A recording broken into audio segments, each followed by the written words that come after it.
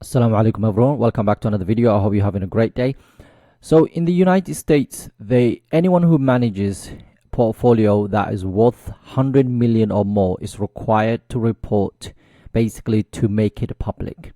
So that's basically directive from the government. So anyone who manages a portfolio of stocks that is more than 100 million have to disclose what they buy and what they're selling and so on every quarter.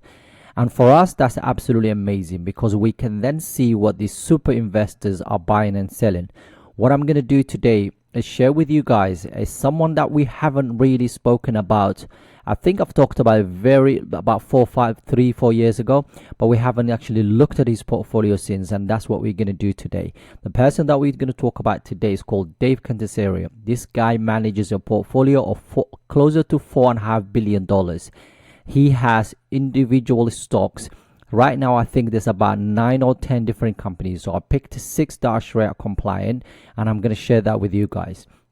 Basically, he manages a hedge fund called Value Forge Capital Management, and this is their philosophy. So I was just on their website reading their philosophy, and it's really interesting to see basically what they say. So Value Forge Capital Management seeks to buy companies that are compounding machines which can grow their intrinsic values over multi-year period. Generally, they have for this, basically the cigar butts are basically stocks that seem cheap but basically are mainly value traps. And this is something I'm working on right now, and I have learned a lot about myself and how I invested over the last whatever years, and I'm trying to get into more those compounding machines rather than actually buying those cigar butts, which are companies that, you know, when you buy them first, you think, okay, everyone's talking about them, you know, they're cheap, and then they don't do anything. One of those companies I'll tell you right now is a company called J&J. I love basically Johnson & Johnson. There was a great company. It was one of my favorite companies, but for 4 years it's done nothing for me, and when I sold, I just broke even. I think I made like, I don't know, £80 or £90, whatever it was, over 4 something years, plus of course the dividends that I've received. It was great in terms of when it comes to volatility and beta side of things. It wasn't very volatile stock. It was very stable. So when things were not basically great in the stock market, it's one of those companies that went down maybe 2-3% every couple of months or whatever. It wasn't that as bad as the high flyers. However, that's not what I'm looking for. In the long run, what I'm looking for is 2 things. I'm looking for the income side of things. So I will buy companies that are maybe meet this type of criteria. But of course, in the long run, they compound. So for example, Rio Tinto is one of those companies. When you look at their returns over a period of time, it actually is done better than majority some companies in the S&P 500. But at the same time, I'm in it for the 2 things: for price appreciation, inshallah, in the long run, as well as dividends. So yeah, so it's interesting that they talked about basically these compounding machines, and there are a couple of other things that if you want to, you can look at their websites and so on. And what they're trying to do is this. Okay, they believe they have a concentrated portfolio. Like I said, is about, I think, 9 stocks or whatever they are that they have a high conviction on. Okay. And what they're trying to do is basically try to outperform the benchmarks, which is like the S&P 500 and so on. And they have to meet those rigorous criteria basically for the business quality and financial metrics, basically for them to actually add that to their portfolio. And this is interesting. So this is what I've been trying over the last few years, just try to have a criteria that is basically rigorous, and if the companies that I'm planning to add to the portfolio meet those criteria, and of course they have to be valuation wise side of things, they have to meet those as well, okay, then potentially I can add to the portfolio. Hence why I have not added that many companies in the portfolio for quite some time. The only one that I've added recently was a waste management, which actually met the criteria that I'm looking for, but it's slightly overvalued, so I'm planning to buy them in dips. I've talked about that yesterday on the basically I posted basically an article, or like a couple of pages on the Patreon account. So if you need basically to read that, go ahead and do it. If you haven't joined us in the Patreon account, please join us. You basically makes massive help when it comes to actually paying for all the subscriptions that we use on a daily basis. So what I'm going to do now is I'm going to share with you the 6 companies, and then I'm going to show you how they've done over the last whatever years, and then I'll give you a couple of information about basically this guy's entire portfolio and how it has performed over the last 5 years. So let's get into the companies that we want to talk about today, and then we'll take it from there, inshallah. Okay, so the first company is we're looking today is Fair Isaac Corporation, or FICO. This is one of those companies that has grown so much. I was watching an article 2 days ago when I was doing the research that he did in 5 years ago. So this stock was trading about $350 $5 years ago, when he said there's a long way to go when it comes to this company. So 5 years ago, this company was trading about $350, and right now we're looking about $2,375. So it's gone up about $2,000 since then. The company has a wide economic moat. Again, basically the market cap is not small, $57 billion. They don't pay any dividends. The 5-year growth rate when it comes to revenue and EPS is really good. Profit margin, return equity, return investable total, nothing to worry about. Free cash flow is slightly lower than I would have expected from a company that is actually has a market cap of $57 billion. It will be. I'm going to check right now the revenue side of things. So if we look at the company's financials and then look at the revenue, for example, you can see that basically it was still in the millions. So $1.7 billion of basically total revenue. That's the cost of that revenue, which is very low, by the way.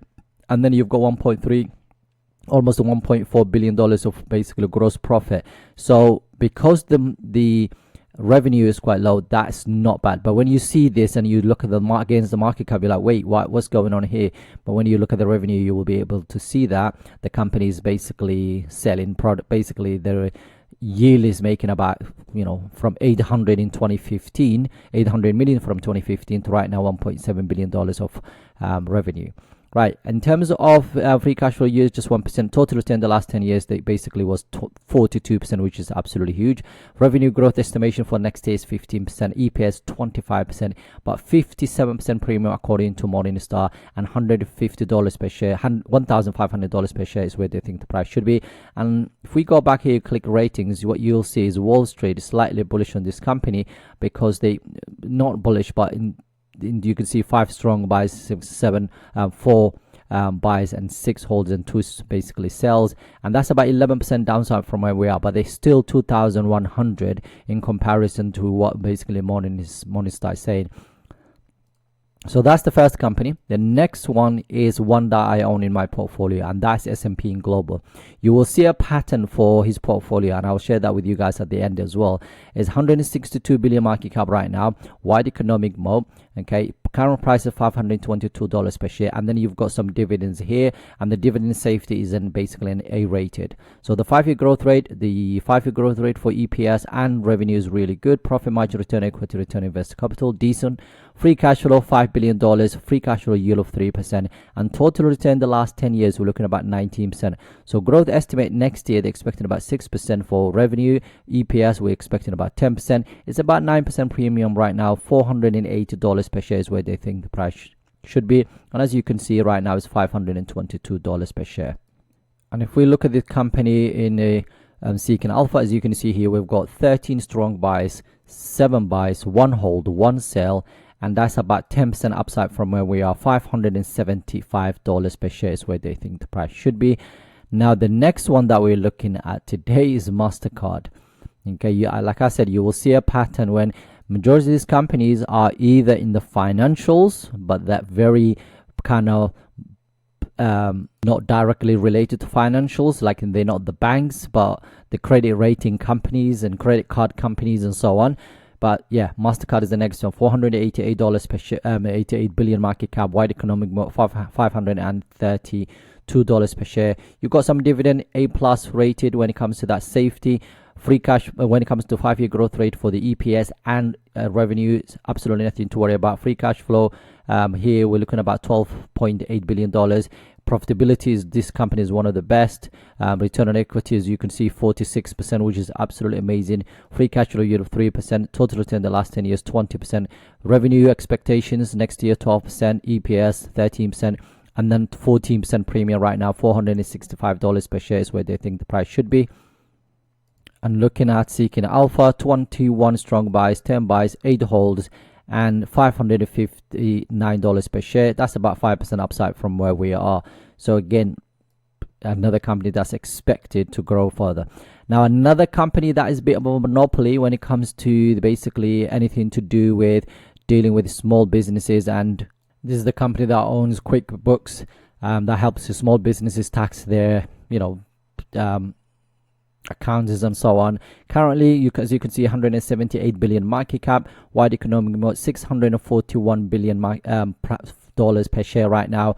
They do pay some dividends. Again, another A plus. The 5-year growth rate for EPS and revenue is really good. Profit margin, return on equity, return on invested capital, nothing to worry about. $5 billion of free cash flow, 3% when it comes to the free cash flow yield. 22% of total return in the last 10 years. Growth estimate for the next year in terms of revenue and EPS, 12% and 14%. Fairly value right now, $640 per share is where they think the price should be. Right now it's $641 per share, so it's bang on.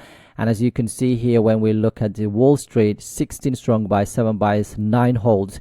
And here we've got 12% upside, $724 per share is where they think the price should be. The stock has bounced back quite a bit. I mean, in the last few months, it hasn't done as much as everybody else. Look at the year to date is only 2%. But I think for the last month and a bit, it's up about 4%. The last 6 months, about 7%. For the 1 year, about 11%. So it hasn't really done much. So I expect more from this company. Like, it's one of the companies that I own again in my portfolio. Talking about companies I own, another one, Visa. Like I said, you will see a pattern in his portfolio. Visa is another one, 618 billion market cap, wide economic moat, $315 per share. You get small dividends, again, A rated. In terms of revenue and EPS for the last 5 years, absolutely double digits. And when it comes to profitability, return on equity, return on invested capital, just like Mastercard, this company is doing absolutely amazing. $18.6 billion of free cash flow right now, 3% free cash flow yield. Total return the last 10 years, 18%.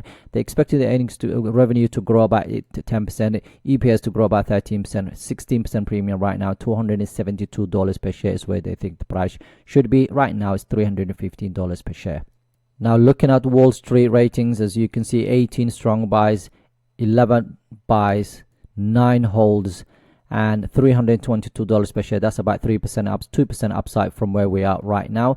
So again, another one that they think is a buy right now. And finally, ASML Holdings, 266 billion market cap, wide economic moat. Now you can see when they talked about compounding, very concentrated, number one, because some of these companies are in a similar sort of industry, and you will see there are a couple of companies I haven't spoken about which are very similar to these ones here. So very monopolized kind of companies in their markets, duopoly companies here. So we've got the Visa and the Mastercards.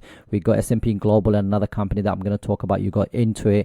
So they're very different, but kind of similar kind of industries. This is not the type of businesses a lot of people will talk about on a daily basis on CNBCs and all of this, okay? And ASML is basically done not great over the last couple of months, which is absolutely amazing for me because I have been buying, and I'll share that with you guys in a second. So I do own actually 5 out of the 6 companies we're talking about today. And as you can see, they do pay some dividends, and C plus rated when it comes to that dividend safety. The 5-year from the EPS and revenue for the last basically 5 years, 20 and 29% respectively. Profit margin, return on equity, return on invested capital, absolutely amazing. $3 billion of free cash flow, 1% when it comes to that free cash flow yield. Total return in the last 10 years, we're looking at about 21%. They're expecting the earnings to grow about 15%. That's absolutely amazing revenue. And then EPS 22%. Now 28% discount right now. $935 per share is where they think the price should be. And looking at Wall Street ratings, 21 strong buys, 8 buys, 10 holds, no sales whatsoever, $921 per share, 33% upside from where we are right now. This is why I'm buying this stock still. So there you have it. That's the basically 6 companies. Now we've got a couple of more things. Don't go away. first thing I want to check is if you bought these companies 10 years ago, 2014 to 20, I think he started managing this portfolio 2007, so maybe he had them for that period of time, but we'll check that in a second. So 10 years, imagine you had them, you invested 10,000, you kind of did it basically the 100% divided by whatever, the 6 ways, okay, and the weightings are very, very similar, as I said. And as you can see here, that 10,000 US dollars would have become 111 basically thousand US dollars. Now that's about 25% compounded annual growth rate, which is absolutely amazing. This is why they call it compounding machines, these guys, right? So imagine then what we'd said is then add, basically contribute something to every single month. So our contribution, imagine a monthly contribution of 1,000 US dollars. But okay, monthly that is, but we don't want it annually. So we started 10,000, we've added 1,000 every single month. Okay, we reinvest in any dividends that we have. Let's calculate. Remember, it was initially, what do we have? 111,000 US dollars. Let's now see where we are if we did that. Okay, 64,000 US dollars from 10,000 initial investment plus 10, basically 1,000 every single month for the last 10 years. This is why I keep saying to people, buy quality companies, hold them for the long run. Don't worry about what the market is doing. Buy them and hold them for a long run. Okay, now a couple of more things. Again, this is amazing, and the numbers do not lie.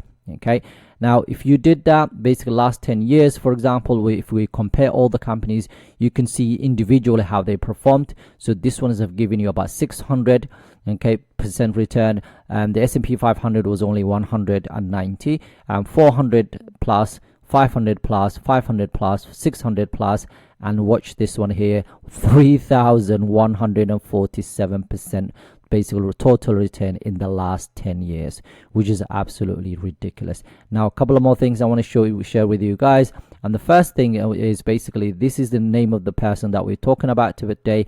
These are the companies that he owns in his portfolio. I didn't talk about this one. It's quite small. I think it's like 17 billion market cap or whatever it is. And then Moody's, the only one that I haven't spoken about. Moody's is not Sharia compliant right now, so I've left that one out. But you can see he's got S&P Global and Moody's. Sometimes people say it's concentrated, basically it's not great. You know, you should diversify a lot. Look at this guy. He's got S&P Global, Moody's. He got Visa and MasterCard. Okay, and then he's got basically ASML and a couple of other tech companies. Basically, Fair Isaac is another company that is very.